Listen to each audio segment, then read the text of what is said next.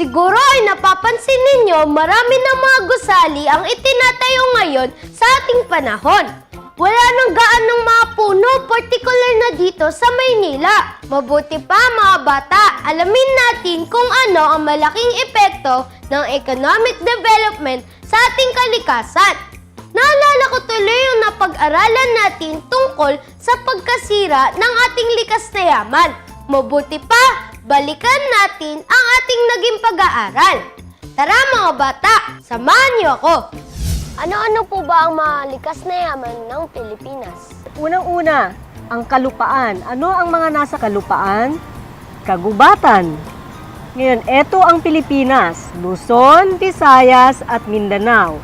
Sa kagubatan, iba't ibang klase ang uri ng ating kagubatan. Nandyan ang tinatawag na bakawan. Sa English ay mangrove. Meron din yung dipterocarp. Ito yung mga punong, mga malalaki at matitibay na matatagpuan ito sa mga kagubatan.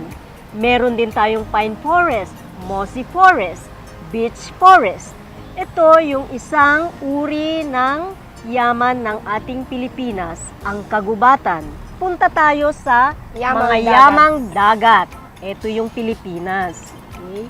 Alam mo ba na ang Pilipinas ay tinatawag na Coral Triangle. Makikita mo yung mga yamang dagat. Nariyan ang mga corals, fish, iba't ibang klaseng fish, squid, Yan ay matatagpuan sa ating mga karagatan. Kaya tinawag na yamang dagat.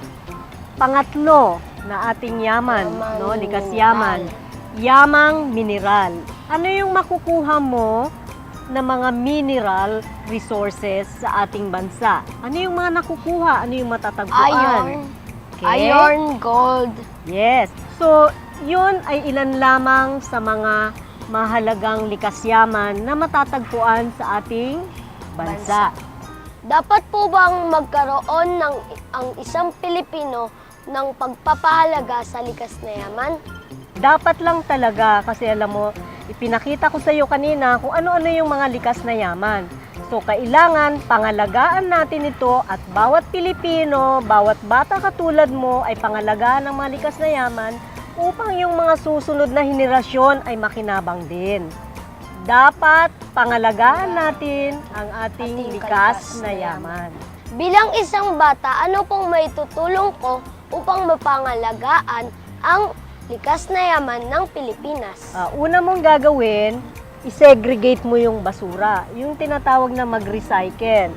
Pag may papel, sama-sama ang mga papel na basura, sama-sama ang mga bote, sama-sama rin ang mga basura na nagmumula sa kusina. Yun yung mga balat ng prutas, mga gulay, mga ginamit, mga balat ng sibuyas. So, pagsamasamahin yung mga nabubulok at saka yung mga hindi nabubulok. Yung hindi nabubulok, paghihiwalay-hiwalayin mo pa rin, Para pagkuha ng basura, hindi sama-sama doon sa basurahan. So, sa mga ganyang pamamaraan mo, makakatulong ka para mapanatili natin ang magandang kalikasan, malinis na kapaligiran at nami-maintain din natin yung likas na yaman na bigay ng ating Panginoon. Ang economic development ay may malaking naitutulong sa atin. Gaya na lamang ng mga matataas na building na kung saan naroroon ang iba't ibang mga klase ng trabaho ng mga mamamayan. May mga playground, malls, at park na maaari nating puntahan. Pero ganun pa man, ay may malaki din naman itong epekto pagdating sa ating kalikasan.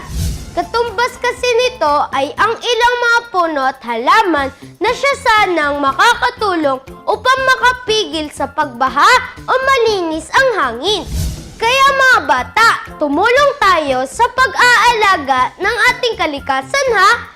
Bukod sa nakakatulong ito sa atin sa iba't ibang paraan, ay bigay ito sa atin ng Diyos na dapat natin pahalagahan. Basahin natin ang sabi sa Biblia sa Henesis 1:29.